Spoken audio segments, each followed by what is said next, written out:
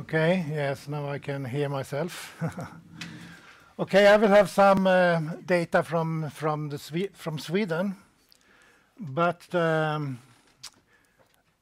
will start with some international comparison.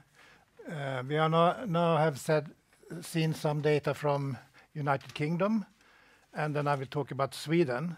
But when you are making this comparison between countries, there are some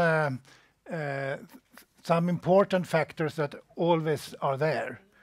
And here, all these dots, they are countries around the world. And down there, it's the economical situation in these countries. So furthest to the right are the richest countries, and here are the most poor. And then you have the internet penetration from 0 to 100.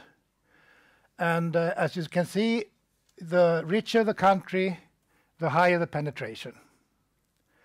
But it's not as simple as that.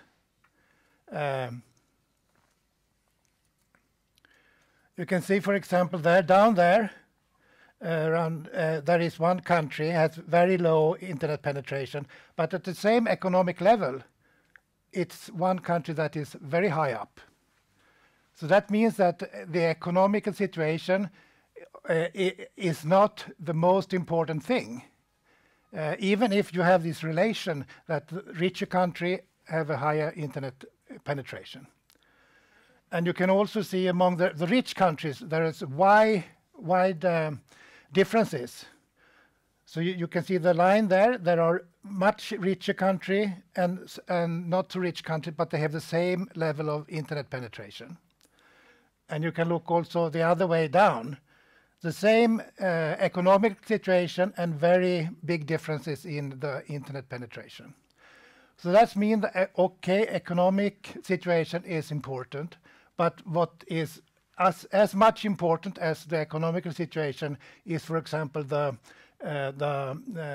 how the equality, how the human poverty index is here, and you can see Sweden is here. It's comparable very low, and you have other countries.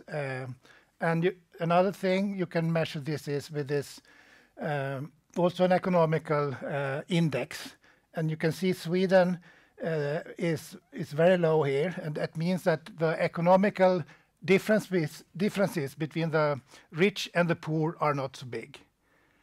So as important as the economical situation is the equality in the country, if you look at the internet penetration. And I think this is one factor that has made the Nordic countries very high up on this internet penetration list. And then we have still another factor, and this is cultural values in the countries. And there are two dimensions. You have one down there that is more traditional and less traditional, and you have one about that is more survival and self-expression. And you can see also here when we have all that Sweden is on the high up there on the right corner. And this has also something to do with the internet penetration, how interested people are to get new things, try newer technology things and so on. And if you compare these factors, then it's much easier to find why it's that the Nordic countries is so high up, and there are some other countries that are rich but have very low internet penetration. So these things are really important. Okay, in Sweden then, it happened like that. This is 95 when the internet started to spread and to be available for people. That you can see that down there are workers, and then you have academics. The academics, they just during the first year, lots of them started to use the internet, but nothing happened about workers, and so you had this like digital divide that is dependent on your social situation and your kind of job, your kind of work, and also, of course, your economical situation. So this is very typical for all new technology that that's also Ellen was talking about.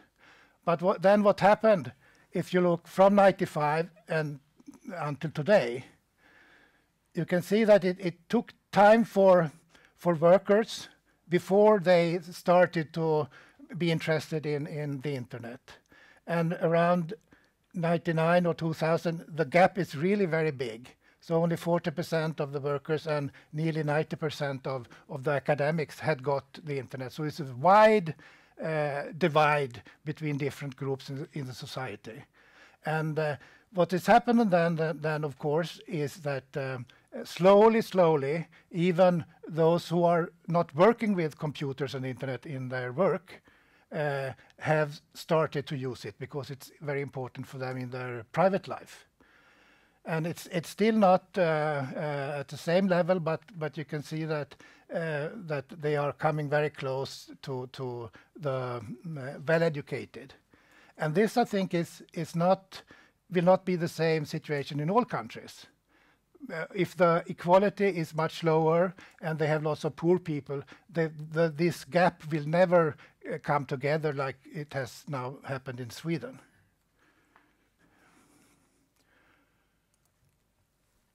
Okay, then the other important factor, of course, like in England, in Sweden, is age.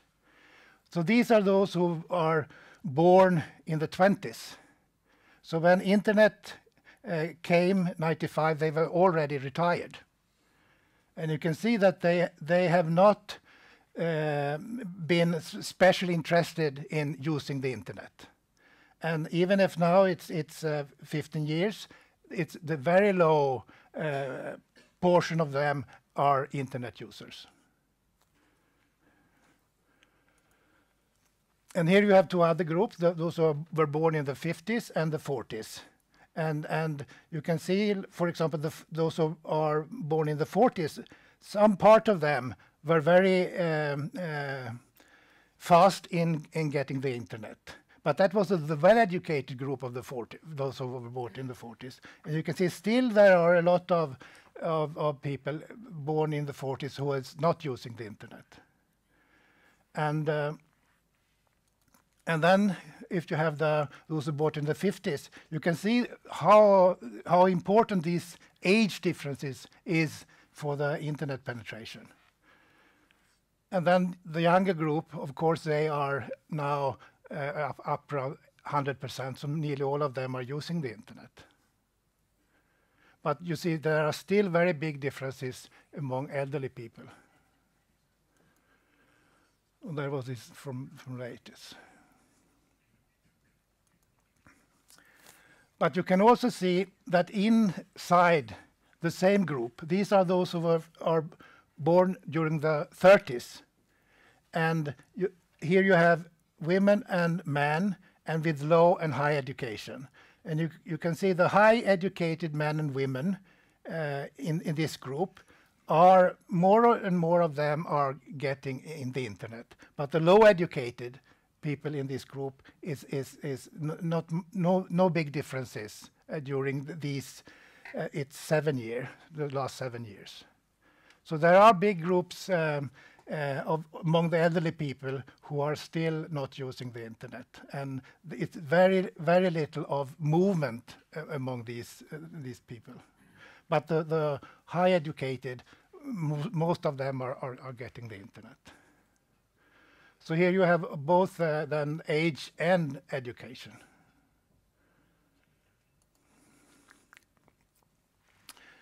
So then we can also look, like Ellen did, this is then use of the internet for special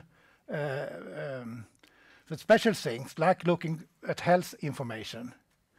And I don't know if it's too dark, but you can see that we have ages there from the young ones, the middle ages, and the retired people.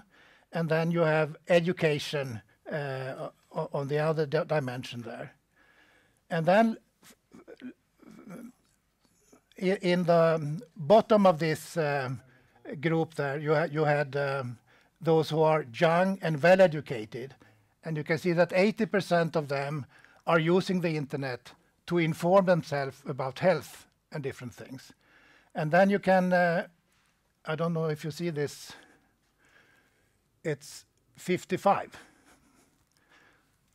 And so among the oldest and not so well educated, 55% of them are looking at the internet for health. But these are the internet users. So these are old and young internet users. And the important thing is, if you look at the whole group of people, all these people, you can see that they are down to 17%. So it's only 70% of these, when we take the whole group, both internet users and those who are not using the internet, 70% of them are using the internet to get health information. And you can see the younger ones, well educated, it's their 80%. And it's the same, because all of them are using the internet. So it's a big difference even than among older people. If you are internet user, you are using the internet. And it's not so big difference between older and younger people. So the big differences among older ones is that there are a lot of non-users. And that's the big problem. So when they are becoming internet users, then also they start to use it, and the differences are much smaller. So but it's a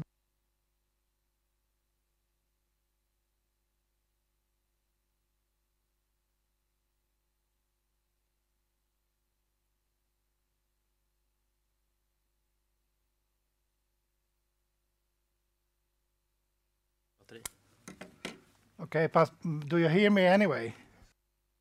Jag byter lite snabbt bara.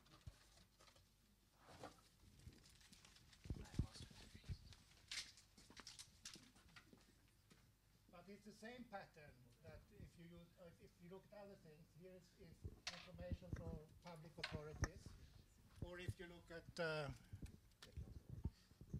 Så, kör på. Tack. and also like e-legitimation, that we call it in Sweden. You see it's very big differences between different groups in the society. That 76% of those with high income and well educated, and very low here, most of them don't use e-legitimation. So this is of course a big problem.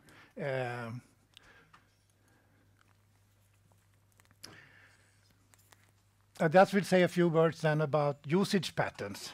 And these are among those who are using the internet. And you can see that there are different kinds of patterns for the use. You have the advanced enthusiasts. They are really using the internet for everything. And the modernists, they are using it mostly for communication and entertainment. And then you have traditionalists. They are using it mostly for practical things and for information. And then you have those försiktiga, those who are very cautious in a way. They are using it very little, just for a few things, not much time, but they have the internet, and they are using it that way. But you can see it's not just a small number. It's 1/3 of the internet users, even in the Middle Ages, is like that. And the young ones, you can see that you can find all these groups among the young ones, and even those who are using it very little. So there are young people who have access to the internet, but are using it just a little. So it's not that all of them are advanced enthusiasts and so on. Even lots of them then are using it for entertainment and communication. And then you see about the old ones, that even there you can find all the groups. You can find the advanced enthusiasts among the old ones. Some of them have used the internet for 20 years, and they were one of the founders of the internet and so on. So, but you even can see that there are no modernists that are using it just for communication and entertainment, but they are using it in an other way for entertainment, but it's a different way to use it than the young ones. And then, of course, you have those who are using it very little. You have access to it, but use it for very few things, and but it's there. So if you compare then older and younger, and if you look at the internet users, it's not like that you can say that all the young ones are using the internet in that way, and all the old ones are using it in completely different ways. So all of these patterns you can find among both younger and older.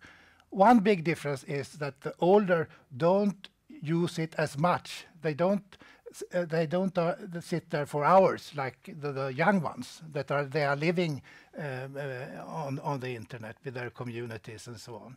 So that is a big difference. But the patterns in the way they use it, you can find all of these things. And then it's not exactly what Ellen did, but it's the idea is a little the same. That here you can see there are different ways you can use the internet. And then it's a scale here, and it shows how much do you use the internet for these different opportunities. And these are the most active group. And I will just show you the differences. Here are another group, and they are using most of all these activities they are not using. It's just communication, news, and then a few things here that are more practical things. So you can here discuss what are they included or not. Is it enough that you are using internet just for a few things? Is that what you say if you want to measure with inclusion or not? And this is another kind of information. You can see how they are using the internet to get political information and so on. These enthusiasts, advanced one, are using it a lot, but big groups are not using it at all for these things. I don't know how much. Okay, we will just perhaps skip this. No, that one we can perhaps. All right, we can see if we can go back here.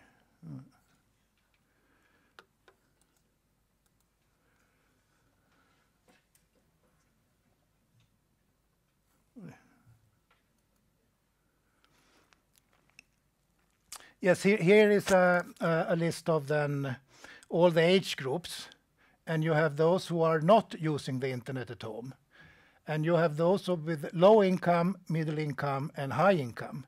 And you can see among younger people in Sweden, it's not big differences. So the income doesn't play a big role here for young people. And the older you are, the bigger are the differences. So these, or if you can call them these traditional class differences, you can see them among older people. But among younger ones, they are mostly disappeared here. And if you can see that if you look at special activities, there are still differences. But in the more general case, it's only among the old ones. And you can see it's really big differences if you have a low income or high income. And that is also for education, high education and low education. It's a big problem among older people.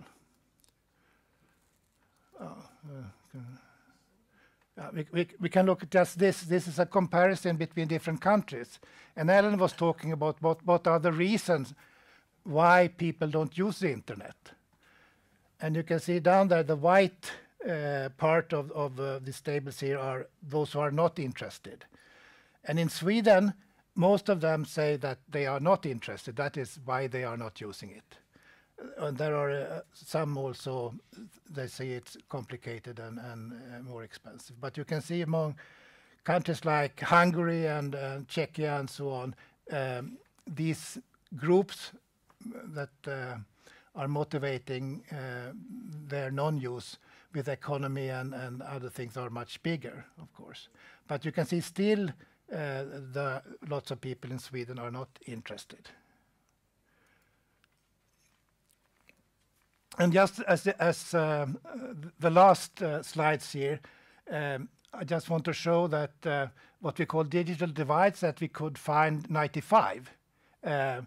You can now, if you look at the mobile internet, you can see the same kind of divides are now happening there. So here are who are using the mobile to go online. And you can see down there are the oldest group. Very few, if any, are using it. And then you have a middle group, and then they have a young up to 35. And it's the high, it means they have academic exams. So they are the well-educated young people, and these are men, mostly of them are men. Half of them are using the mobile to go online. But you see that lots of other people are not using it like that. And you can also see here, if you look white collar and blue collar, so these are those more civil servants and so on, and workers. And you can see the same differences that you find when internet started to spread. You can find them now, today, among those who are using the mobiles to go online.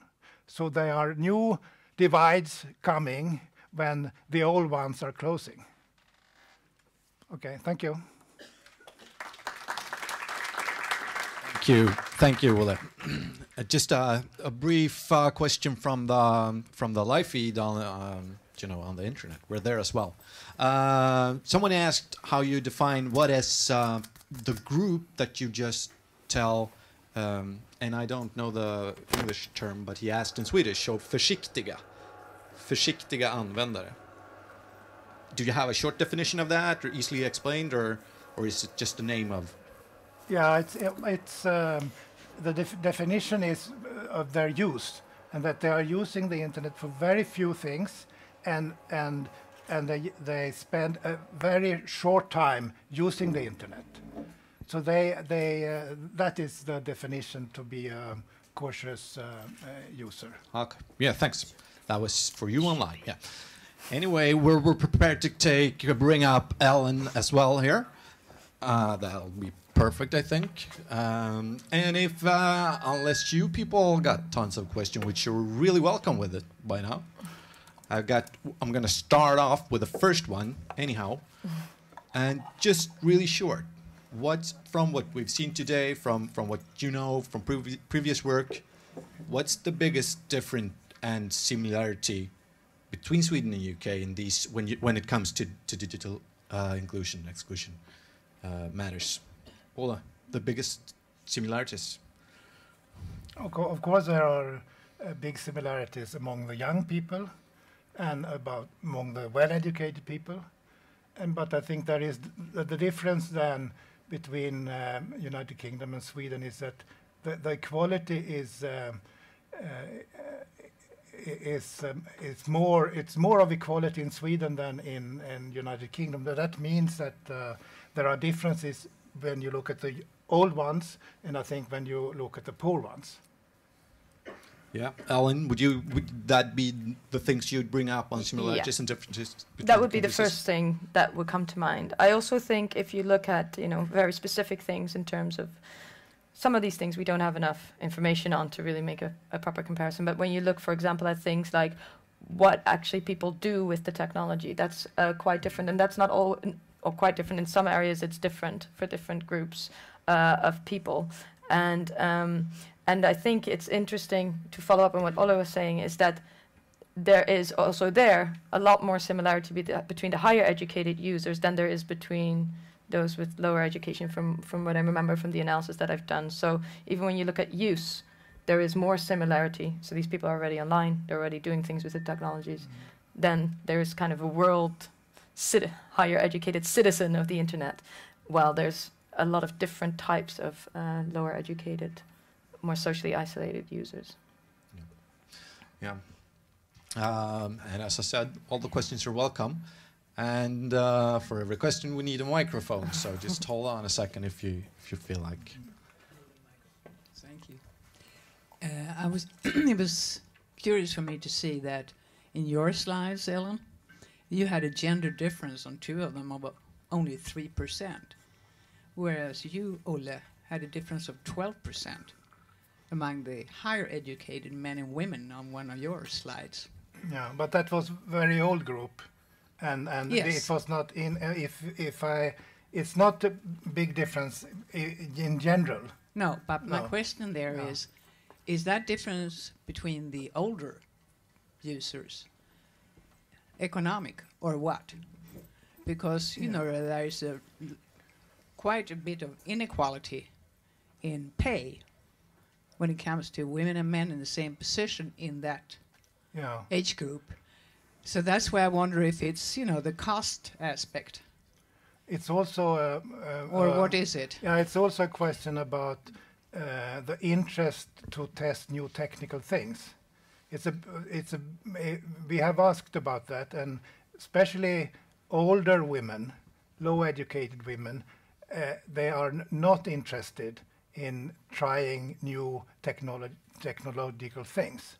No, but the 12% I mentioned were between the higher educated women, the higher educated men. Yeah, but even there, among all women, you can find this difference. But I think that is also that among older people, all old factors are more.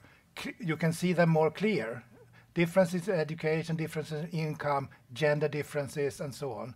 Everything are more clear among the older ones, and I think also it have to do with their working life and so on. It's still these differences is in a way still there when they are retired. Okay, is there any question anywhere in there of time for these women? That's what I wonder, because I teach in the results. I teach older Yes, people, and most of them are women coming because it's the first time in their lives they have time and can afford it, because I belong to Senior Net and we have hardly any cost for our courses that we give. And this is why I specifically ask about these matters. And to Ellen, before I hand over the microphone to this gentleman here, I'd like to ask you, are there any arguments in the UK, political arguments, that are being formed or already exist on how to approach successfully projects for inclusion based on what you had in your conclusion? Thank you. Okay. Political questions are always difficult to answer. I'm not a politician, so anything I say here is my, my professional academic opinion.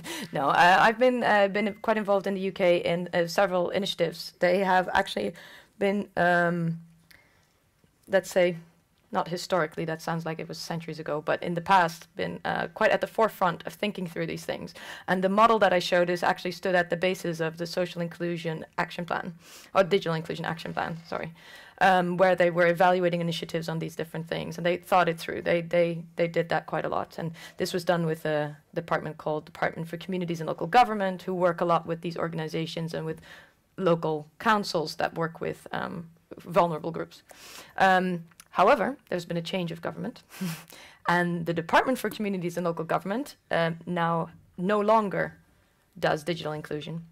And it's at the moment, it's a little bit unclear where digital inclusion has gone. There's another department that is taken over the infrastructure stuff, so things like super fast broadband and trying to make sure that websites are accessible for disabled people. But it seems that at the moment, the policy makers are pulling back a little bit from the digital inclusion part, and they are starting, so they're just doing infrastructure, and they, in words, support initiatives like the Race Online, of which you have a similar project going on in Sweden, I believe, which are really kind of charity, third sector-led initiatives trying to get people online. The problem with that is that they do not have that much follow-up. So you get 100 people online, use the internet, what happens after, because there's no coordinating body. So it's a bit in flux, we don't know. There's a big national digital conference in 2 weeks. This conference used to be called the National Digital Inclusion Conference, but it's now the National Digital Conference. And we think that somebody might say something there. People hope that somebody might say something there about digital inclusion as well as just infrastructure, but we don't know yet. So. Thomas Molin, you could look at the use of internet according to the degree of interactivity in the services that is relevant. The new types of services are probably more interactive than, say, shall we read the newspaper or watch TV or so. Have you analyzed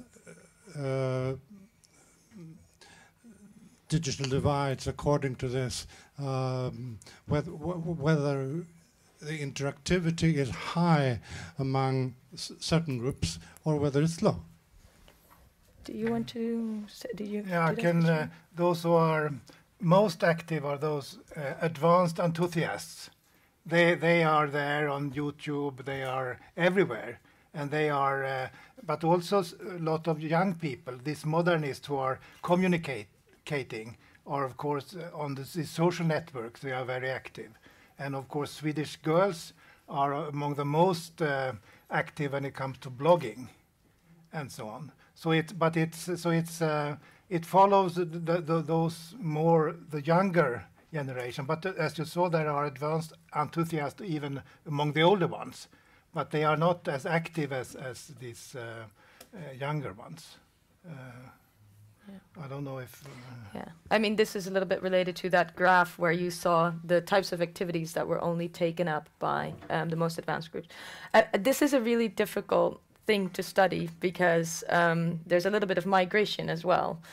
Things change quite rapidly, so it's actually quite possible to use, let's call them Web 2.0 or social media or whatever you want to call them. You can use those in a very Web 1.0 way.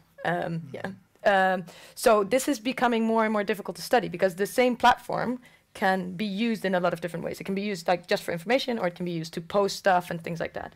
From what I've seen, what we would predict in the past is that actually, in a way, those who are socially isolated, not by choice, but let's say by personality or character, who have lots of social anxiety, tend to have less interactions online.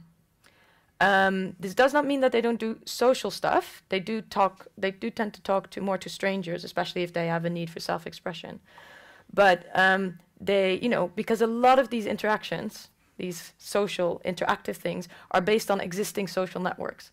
So if you don't have these existing social networks, it's unlikely that you will go online and create them. So that's one of the patterns that we'll see. So they feel like they want to, and they feel like maybe the internet would be easier for them because you feel less comfortable offline interacting with people. But there's a certain stop to that. So because this is about, when we talked about the skills, the social skill, about do I know how to interact and build networks and use them and expand them, and we tend to see that those people who are socially isolated with small social networks, they tend to be a little bit less engaged. And obviously this, as Olle was saying, amplifies when you get higher up the ladder. And we mustn't forget that young people are in school. So they have a forced upon them social network. So they will have something like that. And the question is, what will happen with these young people once they get out of that situation? We don't know yet. So we're gonna have to, sorry, Ellen, yeah, we're a bit over time already. So we have to finish off with one last short question and a short answer on that one. And of course, we're gonna be here for a while and then can discuss with you. So there you go. Torbjörn Trängte Consulting. You have talked a very lot about people, but nothing about the technology as such during this seminar. I mean, a generation back before internet, technology was something that was something for experts in closed rooms. Internet has brought the technology into the open, into every man's everyday life. And for me is the result you have reached is, of course, a result you get if you have a technology that is difficult to adapt to, that is costly, and you must have a high education to adapt it. So I wonder, should we not think the other way around? Is it not better to try to adapt the technology to the people than the people to the technology? Whom of you would like to? Can I answer it? No, it's not. No, sorry. Sorry. What do you say? Do you have a say on that? No, of course it should be like that, and so it's. I think it's not. You should not think it's strange that it takes time to diffuse this kind of complicated technology. I'm in a way perhaps not astonished, but I think it's. I didn't expect that it will go so far that 90% soon of all Swedes have access to the internet. So it's and it's the television took 10 years. Now it's 15 years so it's. I think it's of course it's lot of things to do for the technicians to make it better and more usable. Yeah, I think we all can agree on that. Still, we got something to do, even though it's getting better every day when it comes to how easy it's to use technology. Anyway, unfortunately, we have to stop for today. Of course, we're going to keep on working on these issues and would really welcome all of you that want to take part in developing the models we do. And essentially, we just want to bring out the facts to see how this is developing in Sweden and throughout, of course, the rest of the world. Big thank you to Ellen and Olle. Thanks for today.